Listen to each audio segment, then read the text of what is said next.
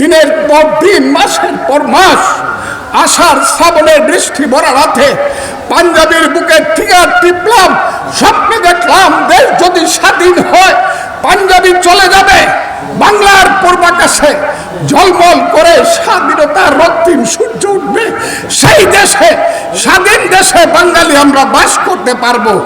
আজকে যারা রাজাকার আলবদর ছিল, এরা যদি বলে কোনো যুদ্ধ হয় নাই, সেটা কি আপনারা মানবেন কিনা বলেন?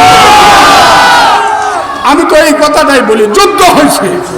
মুক্তিযুদ্ধে কারা কারা বিশ্বাস করেন তারা হাত তুলেন তো। মুক্তিযুদ্ধ কারা কারা হাত তুলেন? হাত তুলেন, একটা হাত তালি দেন। রাজাকার ভালো ছিল যারা মনে করেন তারা হাত তুলেন। রাজাকার ভালো ছিল, হাত তুলেন। ওই একটা হাত তো উঠে না। হ্যাঁ, আমি তো সেই কথাটা বলি যে মুক্তিযুদ্ধ ভালো ছিল, রাজাকার খারাপ ছিল। হাজার বছর ধরেই বাংলার মায়েরা, মুসলমান মায়েরা নামাজ পড়ে খোদার কাছে প্রার্থনা করেছে, হে খোদা আমাদেরকে মনে অমৃতের সন্তান দাও, যে সন্তান আমাদেরকে বিদেশের অত্যাচার থেকে, পরাধীনতা থেকে মুক্তি দেবে।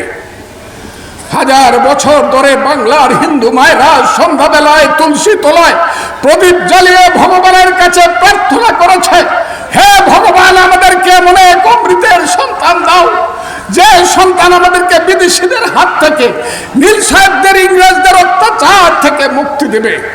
শত শত বছর যাবত আমার মায়েরা বোনেরা কেঁদে কেঁদে ছড়া বলেছে, ছেলে ঘুমালো, পাড়া জোড়ালো, বর্গি এলো দেশে, বুলবুলিতে ধান পেয়েছে, খাজনা দিব কিসে, ধান ফোরালো, পান ফোরালো, খাজনার উপায় কি? আর কতদিন সবুর করে রসুন গুনেছি। আমার মায়ের বুড়ের অশ্রু জল মুছিয়ে দেওয়ার জন্য যুদ্ধ করেছে তিতুমির, হাজী শরীয়তুল্লাহ, ফকির, মজদুসা।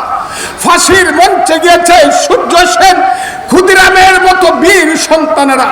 দেশ থেকে দেশান্তরে গিয়ে যুদ্ধ করেছে সুভাষ বসুর মতো সন্তানেরা। বাংলার স্বাধীনতা তারা দেখে যেতে পারে না।